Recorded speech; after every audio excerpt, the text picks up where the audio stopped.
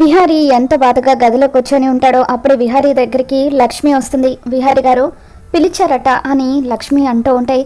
అప్పుడు విహారీ ఈరోజు నేను సహస్ర ఇద్దరం యుఎస్ వెళ్ళిపోతున్నామని చెప్పి అంటూ ఉంటాడు. దాంతో లక్ష్మి తెలుసు విహారీ గారు అని చెప్పి అంటూ ఉంటే, తెలిసి కూడా ఇలా మౌనంగా ఎలా ఉండగలుగుతున్నావు లక్ష్మి?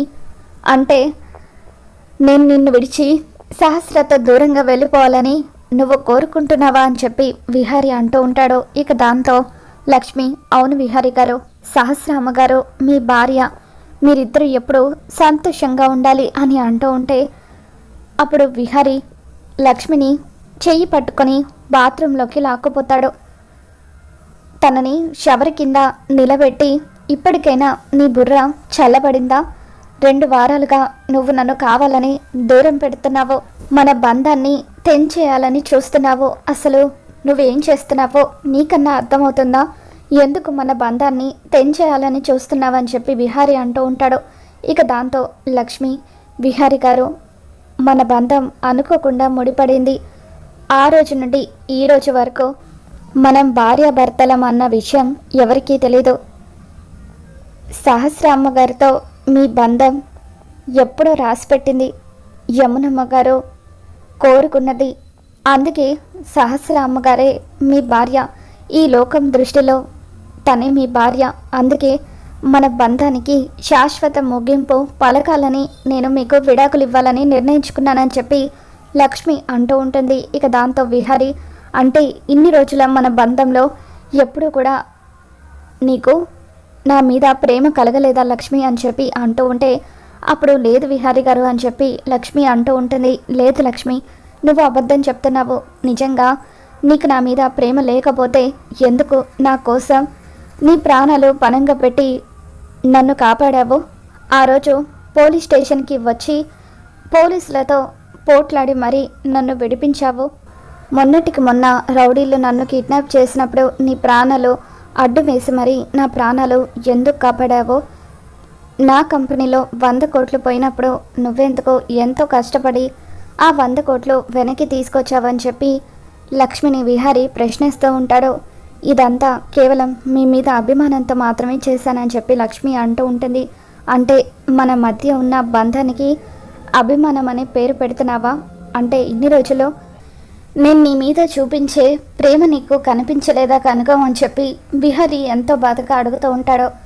ఇక దాంతో లక్ష్మి, లేదు విహారీ గారు, మన మధ్య ఉన్నది ప్రేమ కాదు, కేవలం జాలి మాత్రమే అని చెప్పి లక్ష్మి అంటూ ఉంటుంది. ఇక దాంతో విహారీ, నువ్వంటే నాకు ప్రాణం కనకం, ఈ విషయం నీకు ఎన్నోసార్లు చెప్పాలని అనుకున్నాను.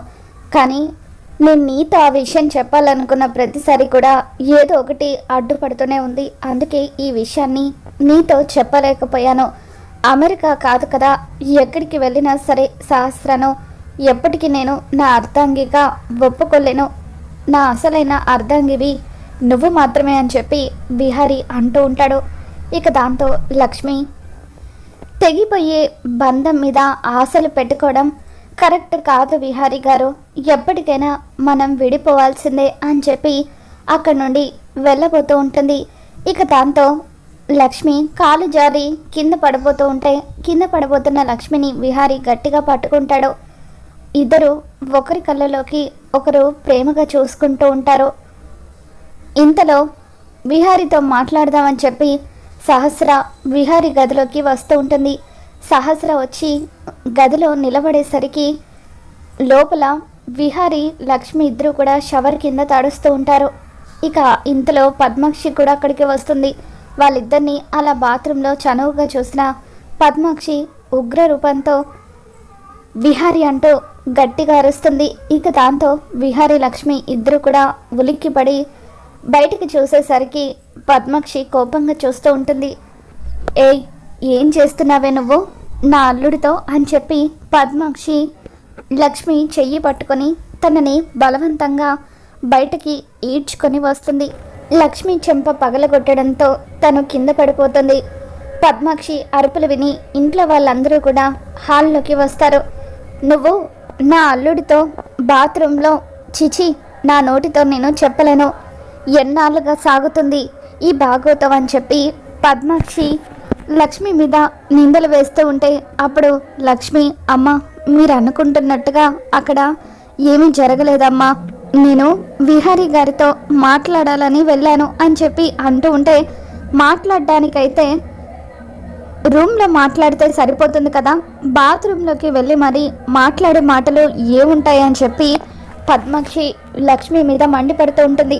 అత్తయ్య మీరు అనుకుంటున్నట్టుగా అక్కడ ఏమీ జరగలేదు, అనవసరంగా లక్ష్మి మీద నిందలు వేయకండి అని విహారీ అంటూ ఉంటాడు. ఇక దాంతో పద్మాక్షి, ఇన్ని రోజులు నువ్వు దీన్ని వెనకేసుకొచ్చింది చాలు విహారీ, ఈరోజు నా కళ్ళతో నేనే మీ ఇద్దరిని చూశాను, కట్టుకున్న వాణ్ణి పక్కన పెట్టుకొని కూడా ఈ లక్ష్మికి ఇదేం బుద్ధో నాకు అర్థం కావట్లేదు. ఈ ప్రకాష్కి నీ అంత డబ్బు లేదు కదా, అందుకే ప్రకాష్ని భర్తగా ఈ లక్ష్మి అంగీకరించలేకపోతుంది. డబ్బున్న నిన్ను వలలో వేసుకొని పైకి మంచిదానిలాగా నటిస్తూ నా కూతురి కాపురాన్ని కూల్చేసిందని చెప్పి పద్మాక్షి అంటూ ఉంటే అప్పుడు లక్ష్మి, అమ్మ దయచేసి మీకు దండం పెడతాను, ప్లీజ్ అమ్మా అలా మాట్లాడకండి, నేను ఏ తప్పు చేయలేదు అని లక్ష్మి అంటూ ఉంటుంది. ఇక దాంతో ప్రకాష్ నిజం బయటపడిపోయిన తర్వాత కూడా, ఎందుకు లక్ష్మి ఇలా అబద్ధాలు ఆడుతున్నావో, మొదటి నుండి విహారీ మీద నీ మీద నాకు డౌటే ఉంది, కానీ ఎంతైనా విహారీ నా ఫ్రెండ్ కదా, ఫ్రెండ్ మీద నింద వేస్తే బాగోదని చెప్పి ఇన్ని రోజులు నేను చూసి చూడనట్టు ఉండిపోయాను అని చెప్పి ప్రకాష్ అంటూ ఉంటాడు. రే ప్రకాష్, ఇంకొక్క మాట మాట్లాడినా నీ నాలుక కోసేస్తాను అని చెప్పి ప్రకాష్ని విహారీ బెదిరిస్తూ ఉంటాడు. ఇంత జరిగిన తర్వాత ఇంకొక క్షణం కూడా నువ్వు ఈ ఇంట్లో ఉండడానికి వీలేదు, మర్యాదగా బయటకు పోవే అంటూ పద్మాక్షి లక్ష్మిని ఇంట్లో నుండి వెళ్ళగొడుతూ ఉంటుంది. ఇక యమున కూడా, అవును లక్ష్మి, నువ్వు ఇంకొక క్షణం కూడా ఈ ఇంట్లో ఉండడానికి వీల్లేదు, వెళ్ళిపో అని అంటూ ఉంటే లక్ష్మి ఎంతో బాధగా తన లగేజ్ తీసుకొని ఇంట్లో నుండి బయటకు వెళ్ళిపోతూ ఉంటుంది. ఇక అప్పుడే విహారీ, ఇక నేను లేట్ చేయకూడదు, లక్ష్మి నా భార్య అన్న నిజాన్ని అందరికీ చెప్పేయాలి, లక్ష్మి ఇన్ని అవమానాలు భరిస్తూ ఉంటే నేను చూడలేకపోతున్నాను, ఏ తప్పు చేయని దానికి లక్ష్మి అందరితో మాటలు పడాల్సి వస్తుందని చెప్పి విహారీ ఎంతగానో బాధపడిపోతూ ఉంటాడు. లక్ష్మి లగేజ్ తీసుకొని కిందకు రాగానే తను కళ్ళు తిరిగి పడిపోతుంది. ఇక దాంతో ఇంట్లో నుండి వెళ్లాల్సి వస్తుందని చెప్పి, ఇది కావాలని నాటకాలు ఆడుతుందని చెప్పి పద్మాక్షి అంటూ ఉంటుంది. అత్తయ్య, ఎందుకు అనవసరంగా తన మీద నిందలు వేయడం, ఒకసారి డాక్టర్ని పిలిపిస్తే డాక్టరే తనని చెక్ చేసి చెప్తారు కదా ఏం జరిగిందో అని చెప్పి విహారీ అంటూ ఉంటాడు. డాక్టర్కి ఫోన్ చేయడంతో డాక్టర్ వచ్చి లక్ష్మిని చెక్ చేసి కంగారు పడాల్సిన పనేమీ లేదు, తను ప్రెగ్నెంట్ అని చెప్పి డాక్టర్ అంటూ ఉంటారు.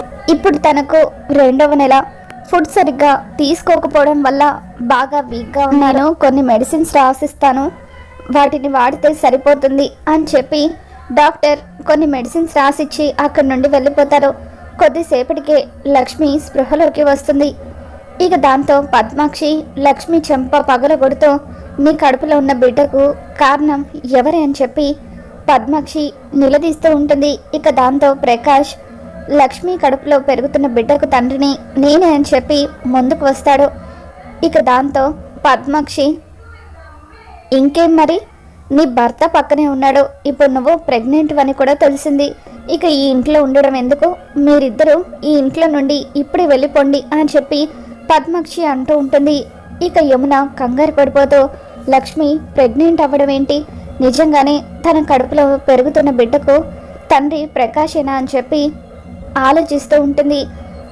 లక్ష్మిని పద్మాక్షి ఇంట్లో నుండి పంపించేస్తూ ఉంటే అప్పుడు విహారీ, అత్తయ్య లక్ష్మి ఎక్కడికి వెళ్ళదు, ఇక్కడే ఉంటుంది అని చెప్పి ప్రకాష్ చెంప పగలగొట్టి, రేయ్ లక్ష్మి కడుపులో పెరుగుతున్న బిడ్డకు తండ్రివి నువ్వా అని చెప్పి తనని చిత్త కొడుతూ ఉంటాడు. అత్తయ్య, అందరూ జాగ్రత్తగా వినండి, లక్ష్మి కడుపులో పెరుగుతున్న బిడ్డకు తండ్రి ఎవరో కాదు నేనే అని చెప్పి విహారీ అంటూ ఉంటాడు. ఏం మాట్లాడుతున్నావు నువ్వు, అంటే నా కూతురికి నువ్వు అన్యాయం చేస్తున్నావా అని అంటూ ఉంటే, ఇప్పుడు కూడా నేను మాట్లాడకపోతే అన్యాయం జరిగేది సహస్ర కాదు లక్ష్మికి, లక్ష్మి నేను తాళి కట్టిన నా భార్య అని చెప్పి విహారీ అంటూ ఉంటాడు. మరైతే నా కూతురు ఎవరు అని చెప్పి పద్మాక్షి అంటూ ఉంటుంది. దాంతో విహారీ, సహస్ర మెడలో నేను తాళి కట్టలేదు, కేవలం 2 ముళ్ళు మాత్రమే వేశాను. నా దృష్టిలో 2 ముళ్ళు వేస్తే అది పెళ్ళవదు అని చెప్పి విహారీ చెబుతూ ఉండడంతో అప్పుడు పద్మాక్షి ఒక్కసారిగా కుప్పకొలి నా కూతురి జీవితాన్ని మీరంతా కలిసి సర్వనాశనం చేశారని చెప్పి ఎంతగానో ఏడుస్తూ ఉంటుంది. యమున విహారీ చెంప పగలగొడుతుంది. ఏంట్రా ఇదంతా అని చెప్పి, మీ నాన్న ఈ కుటుంబం కలిసి ఉండాలని కోరుకున్నారు. ఆయన చివరి కోరికగా సహస్రను నువ్వు పెళ్లి చేసుకోవాలని చెప్పారు. కానీ నువ్వు మాత్రం ఆ లక్ష్మిని పెళ్లి చేసుకొని సహస్రకు అన్యాయం చేశావని అంటూ ఉంటే అప్పుడు విహారీ నన్ను క్షమించమ్మా అని చెప్పి యమున కాళ్ళ మీద పడతాడు. ఇక ఇంతలో స్వామీజీ ఇంటికి వస్తారు. స్వామీజీ, ఈ దారుణం చూసారా? నా కుటుంబానికి ఈ పరిస్థితి వస్తుందని నేను ఎప్పుడూ కూడా అనుకోలేదు అని యమున అంటూ ఉంటే, ఇది బాధపడాల్సిన సమయం కాదు యమున, ఆనందపడాల్సిన సమయం. చనిపోయిన నీ భర్త లక్ష్మి కడుపున పుట్టబోతున్నాడు. లక్ష్మి కడుపులో ఈ ఇంటి వారసుడు పెరుగుతున్నాడు. లక్ష్మిది విహారీది దేవుడు వేసిన బంధం. వాళ్ళిద్దరూ కలిసి ఉండడమే న్యాయం అని చెప్పి ఎట్టి పరిస్థితుల్లోనూ వాళ్ళు విడిపోకూడదు. వాళ్ళు విడిపోతే ఎన్నో అనార్థాలు జరుగుతాయని చెప్పి స్వామీజీ అంటూ ఉంటారు. మరి నా కోడలు సహస్ర సంగతి ఏంటి స్వామీజీ? తనకిప్పుడు నేను ఎలా న్యాయం చేయగలను అని అంటూ ఉంటే అప్పుడు స్వామీజీ తను చేసిన తప్పులకు తను శిక్ష అనుభవిస్తుంది. విహారిని మోసం చేసి పెళ్లి చేసుకోవాలనుకుంది, కానీ విధి తన రాతను మరొక విధంగా రాసిందని చెప్పి స్వామీజీ సహస్ర చేసిన కుట్ర గురించి యమున ముందు బయట పెట్టిస్తారు. ఇక దాంతో యమున, సహస్ర అంటే ఆ రోజు నీకు యాక్సిడెంట్ అయినట్టుగా నువ్వు ఆడింది నాటకమా? నువ్వు చావు బతుకుల మధ్య ఉన్నావనేది అబద్ధమా అని చెప్పి అడుగుతూ ఉంటే, అవునత్తయ్య, కానీ ఇదంతా బావ మీద ప్రేమతోనే చేశాను అని సహస్ర అంటూ ఉంటుంది. దాంతో యమున ఒక్కసారిగా సహస్ర చెంప పగలగొడుతుంది. మరి రాబోతున్న ఎపిసోడ్లో ఏం జరగబోతుందో మళ్ళీ మన ఛానల్లో తెలుసుకుందాం. ఈ వీడియో మీకు నచ్చినట్లయితే తప్పకుండా లైక్ చేయండి.